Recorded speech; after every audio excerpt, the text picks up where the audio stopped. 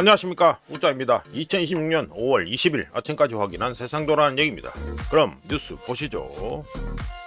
삼성전자 총파업 운명의 날 마지막 사후 조정서 합의 시도했다. 이가 되죠. 사측은 10시에 조정안 수용 여부를 갖다가 공개한다. 수용시 노조 투표, 아니면 노조 투표 부결시 총파업 갈 수도. 계속 얘기가 나오고 있는데요. 총파업 가나? 그렇게 간단하게 고민합니다. 중로위원장 나왔을 때 누구 앉아있는데, 총파업 가나? 그렇게 얘기해 봅니다. 오늘 뭐또 코스피 얘기도 해야 되고 일본 얘기도 많이 해야 되고요. 빨리 넘기자. 자, 이재명 공급망 협력 확대. 공급망 협력 확대. 다카이치 원유 스와프 추진이다. 원유 스와프.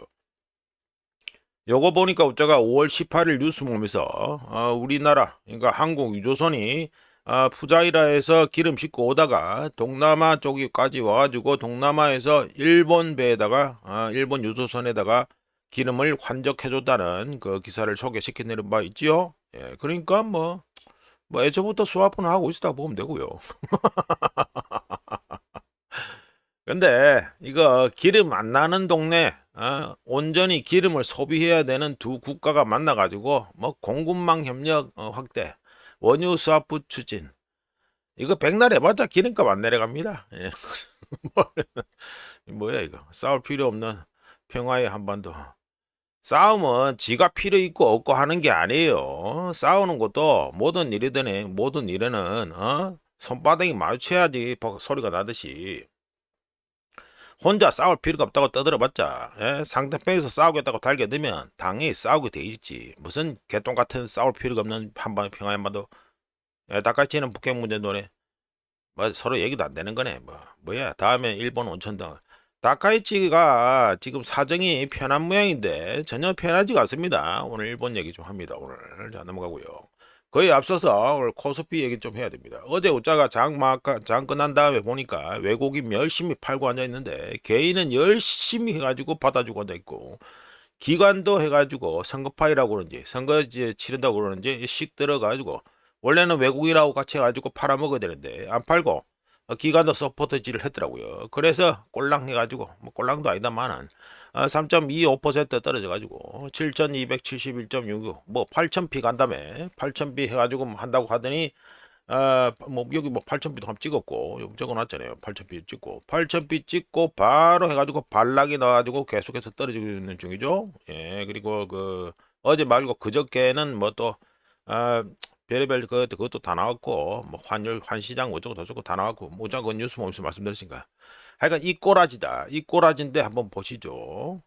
자, 이거는 블룸버그에서 나온 기사인데요. 블룸버그 기사를 보시면 이거 기사 내용을 갖다가 제가 그냥 줄여서 말씀드립니다. 이거 우리나라에서도 그 헤럴드 경제 등에서 해가지고 외국인 35조 팔자 버틴 코스피 해가지고 변수는 미국의 국채 수익률이다 어쩌고 저쩌고 하는데, 외국인 35조 팔자 하는 동안에 해가지고 우리나라 개인들이 다 받아 먹었다 이 말이 되죠. 땜빵했다 이겁니다. 그러면서 해가지고 레버리지드 베트 코리아 스톡 소링 레코드, 그러니까 우리나라 해가지고 저 코스피가 해가지고 역대 최고로 해가지고 올라가는 동안에 해가지고 레버리지 뭡니까? 마진론 돼 있죠? 이거 B2입니다. B2가 미친 듯이 증가하고 있다. 코스피 상승하는 거 똑같이 완전 버블 차트처럼 미친 듯이 증가하고 있다. 이게 됩니다. 말씀 들어보면 우리나라 주식판 마진 대출, 그러니까 마진 론, 이걸 갖다가 우리나라 말로 하면 B2죠. B2 잔액이 올타임 하인.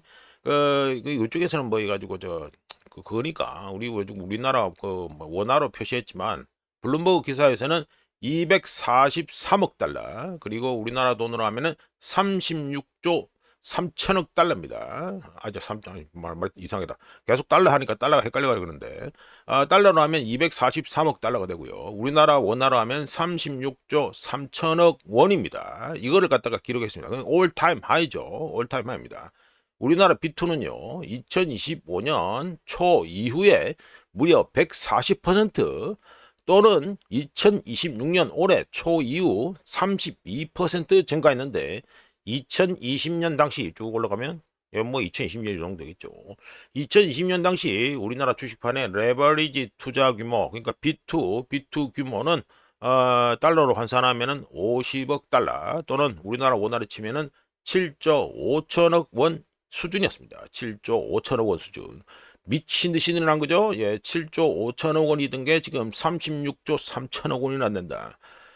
제가 여러 차례 말씀드리고 있습니다만, 자기 본인 돈 들고 앉아가지고 하는 거는 뭘 안 합니다. 뭐 버블 차트니 뭐니 해도 뭐 자기가 다 책임지고 하는 거니까. 그런데 빚 땡겨서 하는 거는 진짜 아닙니다. 이거 지금 버블 차트인데도 빚 땡겨서 한다? 정말 심각하다고 보고요. 게다가 주식 매입을 위해서 받은 대출 중 상당수가 다른 대출로 분류되어 있다고 블룸버그에서 찍었는데 이거 뻔히 아는 거죠. 뭡니까? 자, 관련 기사 보시죠. 역대급 B2 연끌로 올해 1사분기 가계비 1993조 역대 최대. 잘 올라가죠? 예, 미친 듯이 잘 올라갑니다. 빚을 무서워하지 않는 이른 세월이다.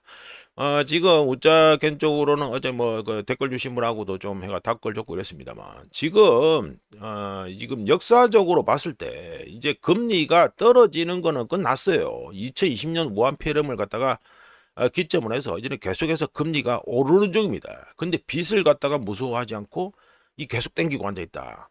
참 대단하다고 보는데 어쩌든 간에 이거 지금 개인들 그러니까 뭐 가게들 해가지고 빚이 해가지고 1993조 1000억 원을 해가지고 올타임 하이 찍었다 이거죠. 자, 여기에 전부 다 B2하고 이런 게 다 관련이 되는 거죠. 물론 그 먹고 살기 힘들어서 대출 내는 것도 있고 아파트 살려고 해가지고 대출 내는 것도 있고 이렇습니다만 여기 뭐 따로 다 나와 있네. 여기 대출담보대출, 전세자금대출 등 주택 관련 대출은 전분기 대비 8조 1000억 원 증가했다. 그리고 B2는 4조 8천억 원 늘어났다. 이거는 여기 늘어난 거 전분기 대비해서 이래 되는 거고요. 좀 전에 말씀드렸죠. 우리나라 마진 대출 B2 잔액이 올타임 하인 36조 3천억 원이라고 말씀드렸습니다. 이렇게처럼 지금 이 빚으로 해가지고 하고 지금 주식 매입을 위해서 다른 대출도 받아가지고 또 이 주식판에 때려놓고 또 안 좋은 점이 뭡니까? 우리나라 50대 60대 자기의 그 노후 자산을 안정적으로 돌려야 될 이 나이에 있는 사람들이 빚내 가지고 지금 들어가고 있다고요. 코스피에. 우리나라 주식판 여기 결코 좋은 게 아닙니다. 결코 좋은 게 아닙니다. 자, 관련해서 제가 역사적인 얘기를 갖다가 좀 해드릴게요. 버블 차트에서 항상 보여지는 교과서적인 과정이 있습니다. 이것도 뭐 그냥 버블 차트라고 보고요. 제가 보기에는 B2 차트지만 코스피 차트나 뭐 이거나 버블 차트에서 보여지는 교과서적인 과정이 있는데 첫 번째 개인 마진 대출 그러니까 뭐 마진론 이거죠. B2죠. B2로 인한 패러볼릭한 상승, 포물선형 상승을 갖다가 보여주고요. 그 다음에 2단계가 뭡니까? 부채, 빚이 올타임 하이를 갖다가 경신합니다. 자, 빚이 올타임 하이를 갖다가 경신합니다. 이게 2단계입니다. 그 다음에 3단계가 뭘 것 같습니까? 주식판이 하락 반전하는 겁니다. 그 다음에 4단계가 뭡니까? 마진콜 터지면서 하락세의 가속화가 붙는다. 이게 전형적인 버블 차트에서 보여주는 교과서적인 과정입니다. 항상 그렇다시피 이런 패턴은요. 전혀 새로운 것이 아닙니다. 전혀 새로운 것이 아니지만 우리나라 한국어인 경우에는요. 우짜 개인적으로 예상해 보면 이제 새로운 거는 하나 보여주고 있습니다. 속도. 얼마나 빨리 이 과정이 진행될 것인가. 이 속도에는 우짜 개인적으로 관심이 있습니다. 자, 이거는 분명히 말씀드리면서 관련 차트를 또 하나 보여드리죠. 이거는 우짜 블로그 보시는 분들은 아주 지겹게 보셨던 거고 우짜 뭐 화차표 찍찍 해가지고 올려놨는데 지겹게 보셨던 거고 우짜가 이거 저 유튜브 뉴스 보면서도 몇 차례 소개한 바 있던 그겁니다. 그러니까 최신판으로 해가지고 업데이트 해가지고 다시 꺼놨는 건데 이거 2026년 현재 이 분위기는요 1970년부터 해가지고 1980년대 초에 뭔 일이 있었습니까? 미국에서 금리 인상, 폴 볼커 나와서 미치듯이 금리 인상하고 그리고 석유 파동 일어나고 1차, 2차 석유 파동 나고 이랬죠. 그거하고 현재 비슷합니다. 그거하고 비슷하다. 이거 보시면 1960년대부터 쭉 해가지고 70년대, 1980년대까지 쭉 올라가잖아요. 자, 이것처럼 이거하고 지금 현재 비슷하다는 소리를 많이 합니다. 조심해야 됩니다. 진짜 조심해야 됩니다. 우짜가 계속해서 말씀드리잖아요. 지금 몇 달째냐? 지금 벌써 3, 4, 5 벌써 석 달이 넘어가네. 예? 석 달째 계속 귀에 따까리 안 들 정도로 계속 말씀드렸는데 역사상 최대 규모의 공급 차질이 이미 발생했고요. 되돌릴 수 없는 단계를 이미 시점을 지나갔습니다. 그냥 이제 확정됐어요. 어떤 게 확정됐다?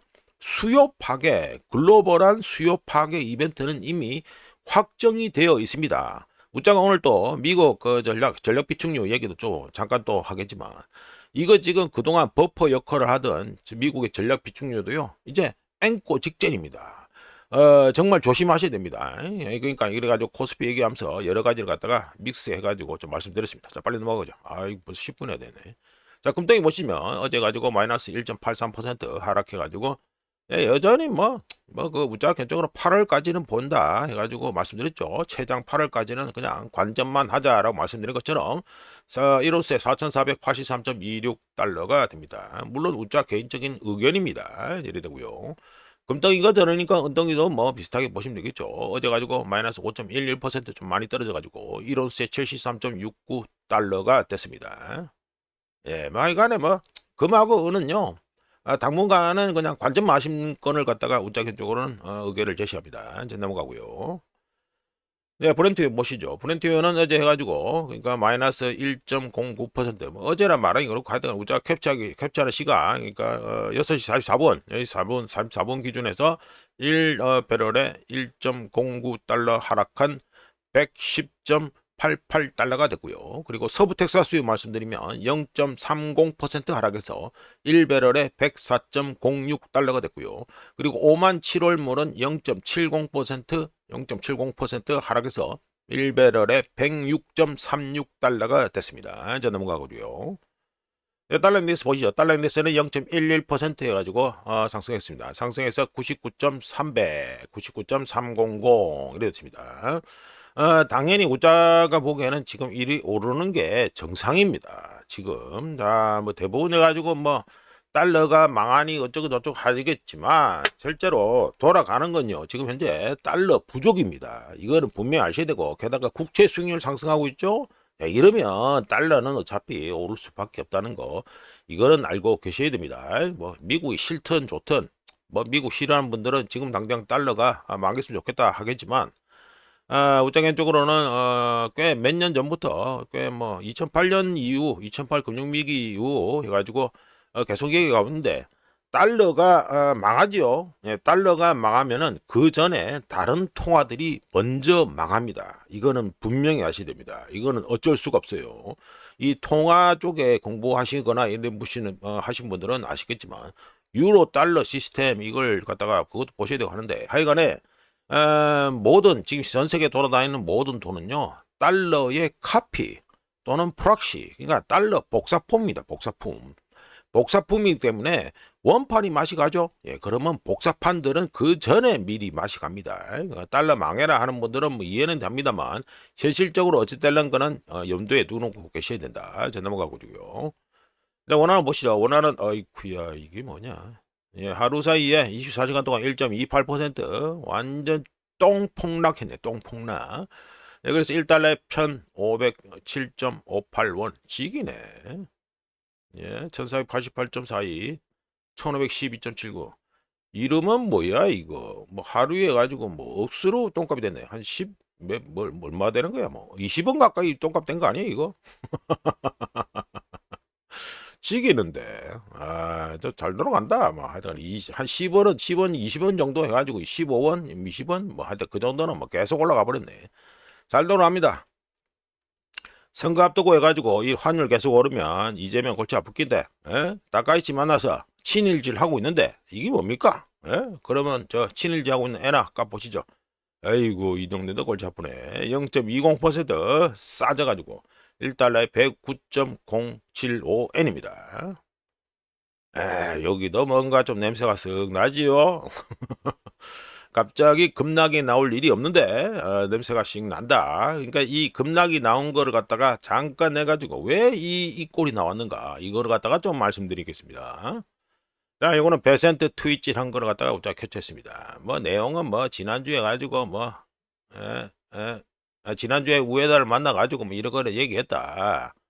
일본의 복원력 있는 경제와 시장 전망 이런 걸 갖다가 얘기했다, 우에다하고. 그러면서 나는 우에다가 일본의 통화 정책을 아주 성공적으로 잘 이끌 거라고 생각하고, 일본 경제의 펀더멘탈이 스트롱하고 강력하고 그렇기 때문에 그러니까 위에다가 잘 이끌고 일본 경제의 펀더멘탈이 아주 강하기 때문에 외환 시장의 과도한 저 변동성 변동성은 뭐그 좋다 바람직하지 않다 뭐 이래야 되겠지. undesirable 하니까 바람직하지 않다 뭐 이래 가지고 일본 서포터지를 한 트윗입니다.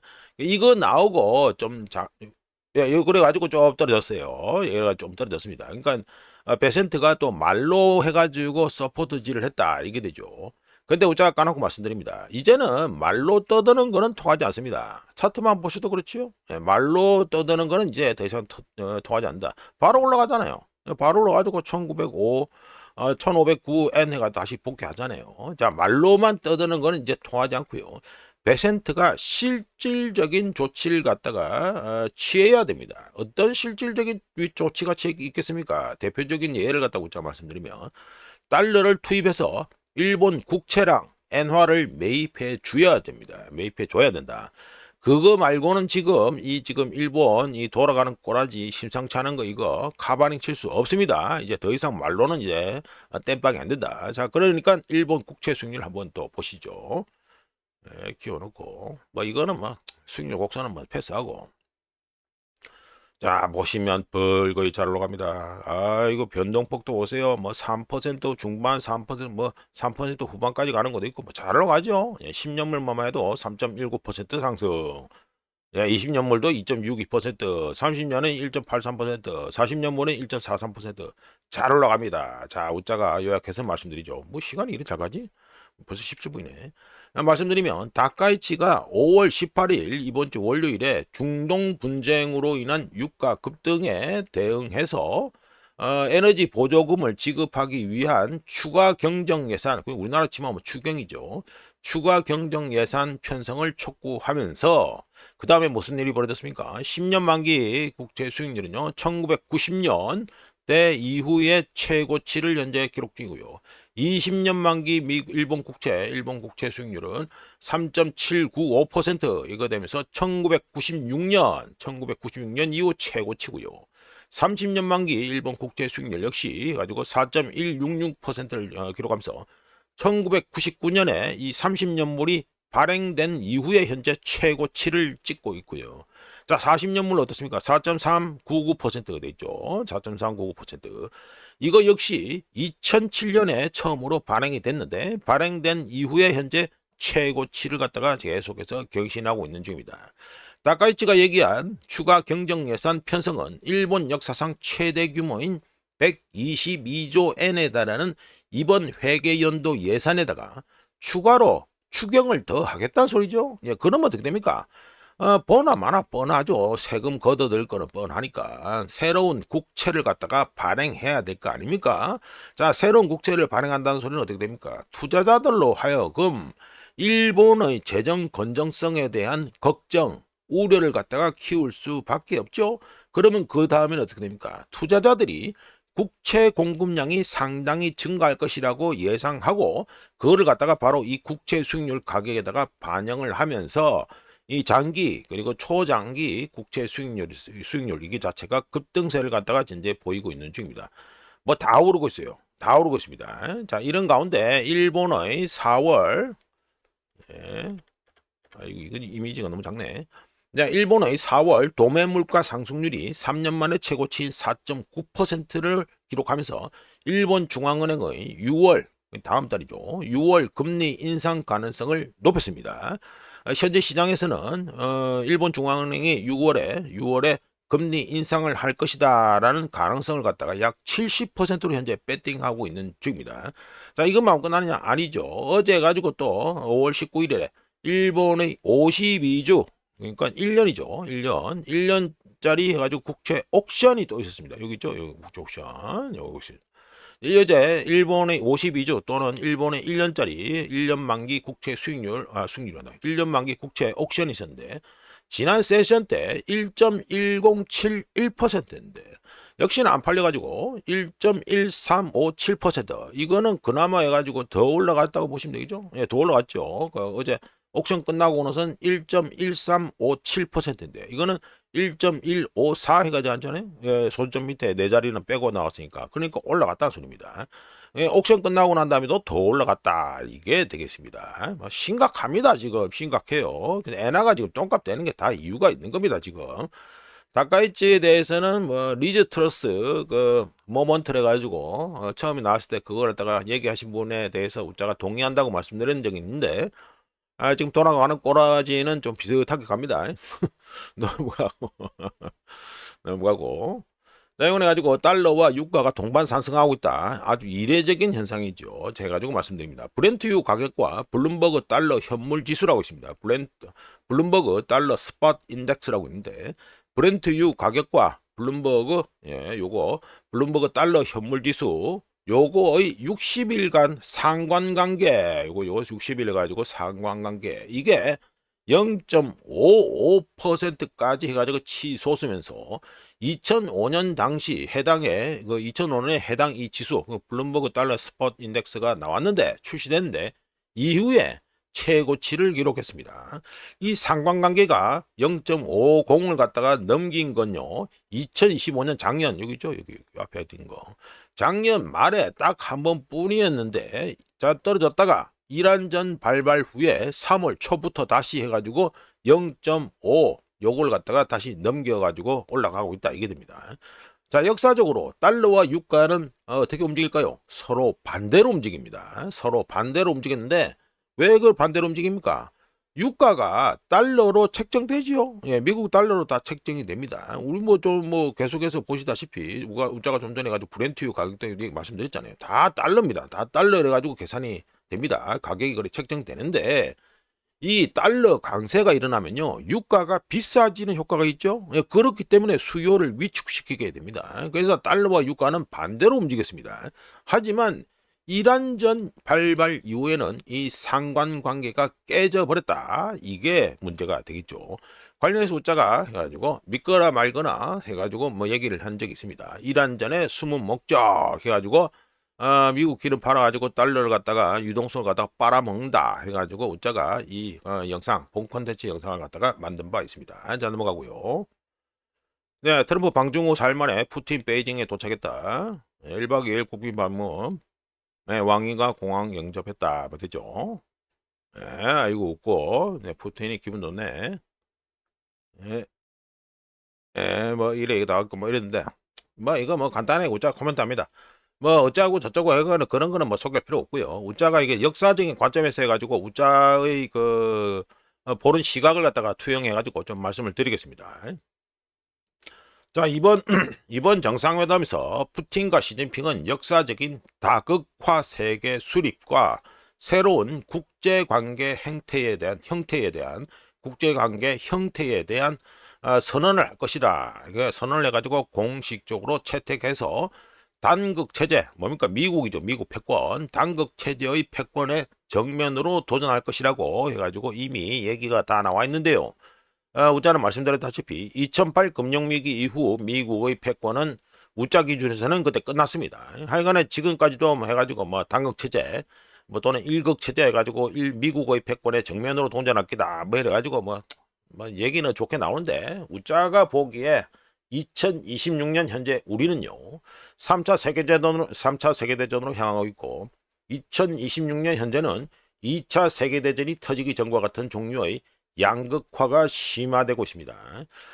러시아는 현재 4년 넘게 전쟁을 벌이고 있는 중이고요. 치르고 있는 중이고 이란과 이스라엘은 2년 반 동안 전쟁을 벌이고 있는 중이고요. 미국은 베네수엘라를 통제하에 넣고 지난 81일 동안 전 세계 석유 공급을 차단했고요. 우짜 기준에서는 미국이 차단한 겁니다. 그리고 미국이 해상무역을 갖다가 과거에는 미국이 해상무역을 갖다가 보호하는 입장이었죠. 근데 지금 2026년 현재는요. 해상무역을 사실상 차단하면서 글로벌 무역을 마비시켰습니다. 우짜 관점에서는. 자, 그거 뭐냐? 아니죠. AI가 등장해서 초급 일자리를 없애면서 대학 졸업생들이 사회생활을 시작하는 걸 불가능하게 만들고 있고요. 거의 모든 사람들은 글로벌 시스템 전체가 매일마다 붕괴되고 있음에도 불구하고 자신의 삶과는 무관한 것처럼 바라보는 것도 2차 세계대전이 터지기 전과 비슷합니다. 자, 역사 같은 거 한번 관심 있으면 한번 찾아보시면 돼요.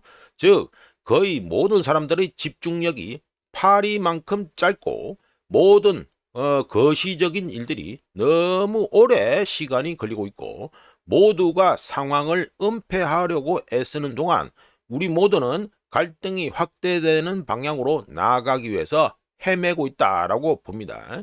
푸틴과 시진핑이 만났으니까 이 둘에 대해서 우짜가 추가로 해가지고 좀 더 말씀드려보면 시진핑의 그러니까 중국 시진핑의 러시아의 관심사는 뭐가 있을 것 같아요? 단순합니다. 석유와 천연가스뿐입니다. 예? 반미 진영에서는 이 둘이 해가지고 역사적으로 어쩌고 저쩌고 나오고 뭐 다국화 세계 나오고 이러죠. 아닙니다. 우짜가 보기에는요, 아주 재수 없게 국제 판때기를 보는 우짜 관점에서는요, 중국과 시진핑은요, 러시아에 어떤 관심만 있다? 러시아 석유와 천연가스에만 관심이 있습니다. 우짜 관점에서는요, 시진핑과 푸틴 간의 관계는 2차 세계대전 터지기 전에 히틀러와 스탈린의 협정 또는 독일, 소련 불가침 조약, 독소 불가침 조약을 맺었을 때 그때와 비슷합니다. 물론 역사에 관심 있는 분들은 알고 계시겠지만 그리고 우리가 학교에서 교과서에 다 배웠죠. 독소 불가침 조약의 결과는 어땠지요? 자, 우리 모두는 학교에서 역사 시간에 공부할 때 가지고 다 배웠으니까 결과가 어땠는지는 다 알고 있습니다. 우리가 계속해서 말씀드리잖아요. 프리스타일입니다. 반미 진영은 다 프리스타일이에요. 자, 넘어가서 이란전 81일차 해가지고 말씀드립니다. 저번에 가지고 미국이 제재를 매겠다 해가지고 이란 해가지고 환전소 뭐 등등 해가지고 셔더 플리트가 나왔죠. 자, 말씀드립니다. 트럼프 행정부가 5월 19일 미국 시간으로 5월 19일 그러니까 우리 시간으로 뭐 오늘 저녁이 되겠지. 오늘이 아니다. 어제 저녁이 되겠죠. 이란의 외환 환전소와 이란 은행들을 대신해 거래를 관리하는 환거래를 관리하는 위장 회사들에 대해 제재를 부과했습니다. 이란에 본사를 둔 아민 환전소 일명 에브라히미 앤 어소시에이츠 파트너십 컴퍼니라는 그럴듯한 이름을 가진 아민 환전소라고 있는데 여기에다가 제재를 부과했는데요. 이 회사는 아랍에미리트, 터키, 홍콩 등 홍콩 등 여러 국가와 지역에 걸쳐 광범위한 위장 회사 네트워크를 보유하고 있다고 합니다. 또한 미국은 이란산 석유와 석유 제품을 갖다가 해외 고객에게 운송하는데 관여한 것으로 추정되는 선박 19척을 갖다가 또 제재 리스트에 올렸습니다. 하는 거 보시면 우리가 좀 전에 말씀드렸잖아요. 세계 3차 대전 예상이 된다 이러면서 말씀드렸죠. 미국이 과거에는 해상무역을 갖다가 장려하고 보호하던 그런 미국이었는데 지금은 차단하고 글로벌 무역을 마비시키는 데 관심이 많다. 이거는 분명히 알고 계셔야 됩니다. 지금 관점을 좀 바꿔야 될 때다. 이거는 우리가 계속해서 강조해서 말씀드릴게요. 자, 넘어가서 요거는 인도 쪽 얘기입니다. 인도 항공사들이 치솟는 비용과 누적되는 손실을 완화하기 위해 중동 분쟁 그러니까 이란전이죠. 이란전 종식 때까지 국내선 인도 국내선 제트유 항공유 가격 인상을 유보해달라고 해가지고 인도 국영 정유사들에게 요청을 했다고 합니다. 에어 인디아, 인디고, 스파이스젯 등 인도 항공사들이 제안한 이번 요청에 대해 인도 정유사들이 검토 중이라고 하는데요. 물론 이 관련 내용은 비공개 논의가 진행된다는 이유로 익명으로 관련 소식이 나왔습니다. 블룸버그와의 그 인터뷰가 나왔는데 하여간에 인도 석유가스부도 이 논의에 현재 참여하고 있으며 지난 4월과 5월처럼 정부가 다시 개입할 가능성이 있는데 결정은 6월 1일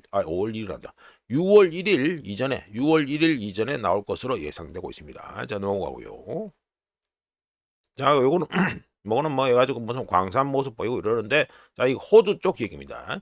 호주에 미네럴 리소스라는 회사가 있습니다. 이 회사가 있는데 이 회사가 배터리 소재 리튬 가격이 반등해서 다시 오르자 실한 18개월 동안 가동 중단하였던 서호주에 있는 볼드힐 여기 있죠. 볼드힐 리튬 광산을 재가동할 예정이라고 합니다. 리스타트 돼 있죠. 5월 18일 호주 증권거래소에 제출된 자료에 따르면 5월 말부터 광산 활동이 점차 확대될 예정이며 그리고 어디서 볼드힐 광산에서 확대될 예정이며 6월부터는 분쇄 및 채굴 작업이 시작되고 7월부터는 스포듐민 정광, 그러니까 뭐 니켈 이것 뭐 원석이라고 보시면 되겠죠. 스포듐민 정광 생산이 시작될 예정이다. 그러니까 제품이 생산될 예정이다라고 했는데 이번 재가동은 중국과 짐바브웨 등 주요 리튬 생산국의 공급 불확실성이 증가함에 따라 리튬 가격이 반등하면서 결정이 내려졌다. 그러니까 재가동 결정이 내렸다 이게 됩니다. 참고로 배터리 등급 탄산 리튬 현물 가격은요 올해 2026년 들어서 무려 50% 이상 현재 급등한 상태입니다. 자 넘어가가지고요. 자 이거는 또 니켈 얘기입니다. 자 세계 최대 니켈 생산국이 어디죠? 우자가 관련 본 콘텐츠에서도 얘기했듯이 인도네시아입니다. 세계 최대 니켈 생산국인 인도네시아의 추가 생산량 감축 소식에 그러니까 생산을 갖다가 늘리는 게 아니고 줄인다는 소식에 니켈 가격이 급등했습니다. 상하이 금속 시장에서 인도네시아 웨다베이 산업단지의 고품질 니켈 선철 생산 설비 중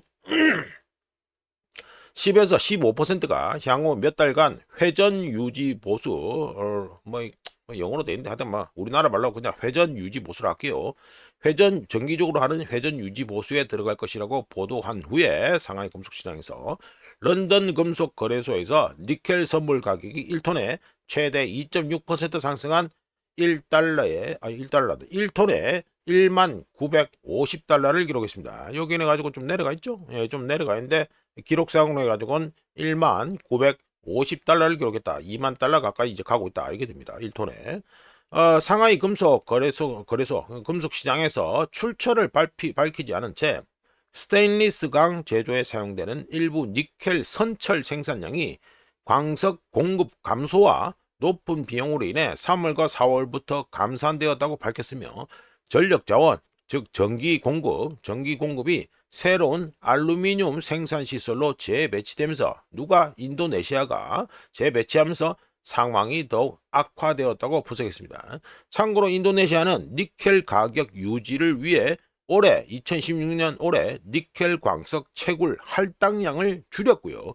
덕분에 원자재 부족, 그러니까 그 니켈 광석 자체가 지금 적게 나오니까 이거로 인해 재련소들이 생산량을 감축하고 있습니다. 그리고 중국에서 그러니까 상하이 금속 시장에서 이거 인도네시아 얘기가 왜 나올까 그게 좀 의문이 있을 수 있는데 제가 관련 본 콘텐츠도 좀 얘기했었지만 중국에서 인도네시아 얘기가 나오는 이유는요 중국이 인도네시아에 가장 큰 투자를 하고 있기 때문에 관련 정보가 잘 나온다 이렇게 말씀드릴 수 있겠습니다. 대표적인 게 뭐 이렇게 이짓하는 거 뭡니까? 니켈 가격 유지를 위해서 니켈 광석 캐는 걸 갖다가 줄였다. 이게 뭐가 되죠? 자원민족주의가 되겠죠. 자, 이것도 2차 세계대전 터지기 전하고 비슷한 겁니다. 자, 넘어가서 영국 국채 수익률이 살짝 내려갔다 해가지고 말씀드리죠. 스타머를 대체할 유력한 노동당 리더 중 하나인 맨체스터 시티, 그러니까 맨체스터시 시장인 앤디 번햄은 지난 주말 투자자들을 안심시키기 위해 자신이 총리가 될 경우 영국 정부의 재정 정책이 safe hands, 그러니까 영어로 safe hands가 뭐냐면 능력 있고 믿을 수 있는 전문가라는 뜻이죠. 영국 정부의 재정 정책이 safe hands에게 맡겨질 것이라고 발언했습니다. 이번 발언은 과거에 버넴이 뭐라 떠들었다. 영국이 채권 시장에 빚을 지고 있다라고 하는 발언을 갖다가 철회하기 위해서 지금 한 얘기입니다. 버넴은 지난 주말 영국의 ITV 뉴스에 출연해서 채권 시장을 무시해도 된다고 말한 적은 결코 없다라면서 에너지, 수도, 주택 등 공공지출에 대한 통제권을 잃으면서 영국이 빚더미에 앉게 됐다고 말한 것이라고 해명을 했습니다. 또한 버넴은 레이첼 리브스 현 영국의 재무장관이죠. 이 여자 재무장관인데 재무장관의 재정 규칙을 유지하겠다고 하면서 분명히 말씀드린다. 나는 재정 규칙을 지지한다라고 강조하고 영국의 부채를 줄이는 게 최우선 목표라고 했습니다. 재정 규율이 반드시 필요하다면서 수년간 영국 전체 성장률을 상회하는 경제 성장을 보여준 그레이트 맨체스터 시티, 그러니까 뭐 맨체스터 주 이래 되는데 뭐 사실상 맨체스터 시가 다 해먹는 거죠. 하여간에 맨체스터 주의 견고한 공공재정을 갖다가 예로 들었습니다. 영국 전체 생장률을 갖다가 상회했던 게 맨체스터 주다 이렇게 되죠. 버램의 발언이 나온 후에 영국 국채 수익률은 지난주 급등세 이후에 살짝 좀 안정되는 모습을 보였고요. 우자 관련해서 이미 말씀드렸죠. 지금 뭐 일봉보다 지금 영국이 이 채권 쪽에서 해가지고 폭탄이 되어가고 있다고 말씀드렸는데 그나마 조금 내려갔다 이게 되고요. 파운드화는 일주일 만에 처음으로 상승세를 보였습니다. 이제 넘어가고요. 자, 이거는 스푸트닉, 영국이란다. 러시아 해가지고 기사죠. 러시아 기사인데, 한국이 나옵니다. 램펌, 러시아, 알루미늄 임포트, 레코드 레벨 되죠. 자, 말씀드립니다. 벌써 35분이네. 한번 간단히 말씀드리죠. 자, 이렇게 올려놓고. 우리나라 통계청 데이터에 따르면 한국의 4월 러시아산 알루미늄 원자재 수입량이 1억 3,650만 달러, 1억 3,650만 달러로 해가지고 올타임 하이를 기록했습니다. 3월에는 얼마를 갖다 수입했다? 러시아산 알루미늄을 1억 1,150만 달러를 갖다가 수입했습니다. 러시아산 알루미늄을. 자, 이러면서 통계청, 우리나라 한국통계청에서 2000년부터 관련 데이터를 집계한 이후에 최고치를 갖다가 기록했습니다. 그러니까 1등을 먹었다 이 소리가 되죠. 덕분에 4월 말 기준 한국의 알루미늄 원자재를 가장 많이 수출한 국가에서 러시아가 랭킹 1위가 됐고요. 랭킹 1위가 됐고 랭킹 2위는 누구다? 호주. 금액으로는 1억 570만 달러고 여기 적어놨죠. 1억 570만 달러. 그리고 3등은 누구다? 인도에 가서 9,020만 달러 해가지고 3등을 먹었다 이렇게 됩니다. 러시아 해가지고 외교하라 했더니 외교는 안 하고 기업들이 복장이 깎아온 기업들이 해가지고 알루미늄을 갖다가 러시아산 알루미늄을 사고 있다 이 얘기가 되겠죠. 자, 넘어가고요. 자, 이거는 미국의 SPR 그러니까 전략 비축유죠. 전략 비축유가 목적 상실 중이다 해가지고 오자가 좀 말씀드립니다. 이거는 이제 우크라이나든 터지고 바이든이 미친 듯이 방출해가지고 한때 어디까지 내려갔습니까? 미치지 내려가서 3억 4,675만 900배럴 여기까지 내려가잖아요. 9,000배럴이네. 9,000배럴까지 내려가잖아요. 여기까지 내려갔던 이 미친 듯이 방출해서 내려갔던 모습까지 가지고 자 보여드리고 지금 현재 이란전 터지고 난 다음에 다시 꼬라박고 있죠. 자, 얘기 말씀드립니다. 5월 8일 2026년 5월 8일 기준에서 요게 지금 내려간 게 얼마다? 3억 8,409만 5,000배럴까지 3억 8,409만 5,000배럴까지 이거 전략 비축유가 떨어졌습니다. 줄어드는데 혹자는 지금 같은 때 뭡니까? 이란전 터지고 공급 충격이 발생한 이때에 전략 비축유를 사용할 수 없다면 도대체 뭔 목적으로 이거 전략 비축유를 갖다가 설계해서 만들어놨냐, 쟁여놨냐라고 질문을 할 수 있습니다. 자, 그런데 바이든 행정부 때 어떤 일이 있었습니까? 우크라이나전 터지고요. 유가를 낮추려고 비축량을 갖다가 어마어마하게 방출해서 절반 반동가를 냈습니다. 근데 유가에 영향이 있었습니까? 아니요. 유가에 어떤 변화도 없었습니다. 어떤 영향도 주지 못했습니다. 자, 시간이 지나서 트럼프 2기에서 이란전 터뜨리고 해가지고 추가를 해가지고 현재 또 얼마를 갖다가 지금 까봤었다? 방출했다? 1억 2,500만 배를 현재 방출하고 있습니다. 자, 이러면서 미국의 전략 비축유가 소금동굴에 보관된다고 했죠. 소금동굴 바닥까지 빡빡 긁어 모아가지고 지금 방출하고 있는 중입니다. 역시나 어떻습니까? 바이든 방출했을 때하고 똑같이 유가에는 변화가 없습니다. 게다가 중요한 문제가 있습니다. 미국이 생산하는 기름이 우자가 뭐라고 말씀드렸습니까? 경질유라고 말씀드렸죠. 경질유. 대부분의 경질유라고 말씀드렸습니다. 미국 국내에서 그나마 중질유라고 나오는 데는 어디 있냐고 말씀드렸냐면 멕시코만 밖에 없습니다. 그러니까 미국이 생산하는 중질유는 멕시코만에서 나오는 것밖에 없고요. 그나마 이것도 한정된 양이고요. 미국에서 생산되는 원유 중 대부분이 경질유이기 때문에 그냥 세일에서 뚫어가지고 뽑으시라는 게 전부 다 경질유입니다. 경질유. 이 경질유이기 때문에 미국의 유종, 기름, 종류, 비중 자체가 갈수록 경질유화 된다는 심각함이 숨어 있습니다. 이 기름 유종이나 이런 거에 관심 있는 분들은 아시겠지만 경질유는요 디젤을 갖다가 만들기가 힘듭니다. 근데 경제가 돌아가는데 이 가솔린 휘발유가 쓰입니까? 아니면 디젤 경유가 쓰입니까? 우리 택배 어쩌 돼가지고 쿠팡에 시켰는데 쿠팡에서 짐 싣고 오는 차가 가솔린 휘발유 놓고 오는 차요, 경유 놓고 오는 차요. 다 경유 놓고 오자는 거예요. 이게 부산에 돌아다니는 이 트럭들 다 그거 저 가솔린 휘발유 넣고 돌아다닙니까? 아니 디젤 넣고 돌아다니잖아요. 경제가 돌아가는 거는요 가솔린 휘발유가 아니라 디젤입니다. 디젤. 이것도 분명히 알고 가셔야 되는 거고. 이 경제가 돌아가기 위해서는 디젤이 반드시 필요한데 미국의 고유황 원유 자원 뭡니까? 이거 전략 비축유 그 중에서도 이 그 유종 중에서도 중진류 이 자원이 고갈되고 있는 중이에요. 이러면 어떻게 됩니까? 미국 국내적으로 미국 밖으로는 말할 필요도 없고 미국 국내적으로도 매우 취약한 상황에 놓이게 됩니다. 왜? 디젤이 있어야지 미국의 그 트럭 같은 거, 그 대륙을 왔다 갔다 하는 트럭 이런 게도 돌아다니는 거 아닙니까? 안 그래요? 근데 그 디젤이 없으면 안 돌아간다니까요. 그러니까 매우 취약한 상황에 놓이게 되고 지금 이미 그렇게 되어 있었습니다. 되어 있습니다. 예, 이거는 분명히 말셔야 되고 자 넘어가가지고 예, 미국 국제금리 A급 등의 뉴욕 증시 일제히 하락이다. 나스닥 0.8% 하락. 뭐 예상했던 바니까 뭐 우짜개적으로는 뭐 딱히 해가지고 기사도 잘 내. 예, 뭐 이래 나오는데 우짜가 이미 한번 코멘트 한 바 있습니다. 중간 선거가 열리는 해에는요, 이 주식판 퍼포먼스가 안 좋다는 거, 이거는 우짜가 이미 언제 말씀드렸더라? 2주 전인가 해가지고 이미 한번 차트를 가지고 뭐 저 보여드린 바 있습니다. 자, 그거 다시 갖다 쓰기에는 좀 그러니까 요거 블룸버그에서 내놓은 거 위너, 루저 해가 나와 있죠. 이거 나와 있는 거 쭉 보면은. 예, 이거 2023년 7월부터 10월 사이, 그리고 2024년 3월부터 4월, 그리고 2024년 12월부터 2025년 1월. 이게 뭡니까, 이게? 이게 뭐죠? 이게 국채 수익률이요, 상승했을 때, 본드, 하이어 본드 일도 돼 있잖아요. 국채 수익률이 많이 올라갔을 때, 그때 주식시장에서 매도가 일어났고요. 그때 당시에 각 섹터별로 퍼포먼스를 갖다가 지금 비교하는 겁니다. 자, 말씀드려 봅니다. 미 국채 수익률이 4.6%를 넘어서면서 어떤 것입니까?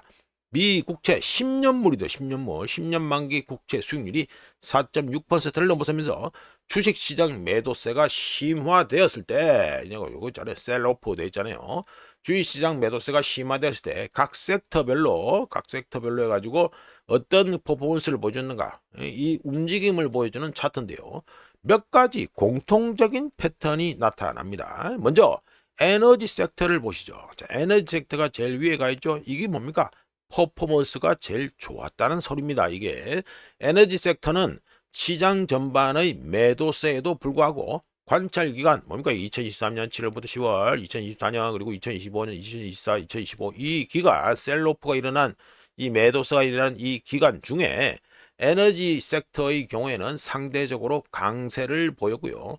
2024년 3월부터 4월 여기 있죠. 3월부터 4월에는 오히려 마이너스 그러니까 네거티브가 아니라 포지티브 긍정적인 포지티브 퍼포먼스를 갖다 보겠습니다. 0.66이 나왔잖아요. 나머지 전부 다 마이너스인데 이거 혼자만 지금 플러스로 나온 겁니다. 이어서 부동산 섹터를 보시면 맨 밑에 떨어져 있죠. 그러니까 제일 안 좋았다는 소리입니다. 제일 안 좋았다. 공통적으로 다 안 좋았다. 부동산 섹터는 국채 수익률 상승과 관련된 세 차례의 매도세와 세 차례의 매도세 모두에서 최하위 그러니까 퍼포먼스가 제일 안 좋았다 이게 됩니다. 그러면 또 관심 가는 게 하나 있죠. 테크 기술주 섹터 기술 섹터의 경우 테크주가 크게 하락했지만 요 보시면 뭐 인포테크 돼 있죠. 여기도 또 인포테크 돼 있고요. 여기도 보면은 인포테크 나와 있죠.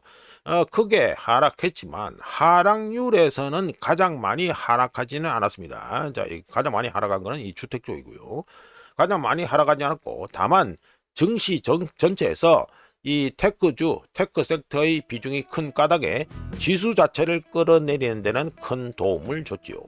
자, 결론은 뭡니까? 세 차례 매도세, 하나, 둘, 셋, 세 차례 매도세 모두에서 부동산 섹터가 가장 부진했고 퍼포먼스가 똥이었고 에너지 섹터가 퍼포먼스가 제일 좋았다. 이거를 알 수 있습니다.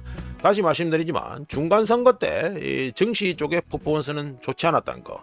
이거는 우짜가 역사적인 배경을 말씀드렸으니까 이거는 기억하시면 되겠습니다. 자, 이렇게 해서 2026년 5월 20일 아침까지 확인한 세상 돌아다니겠습니다.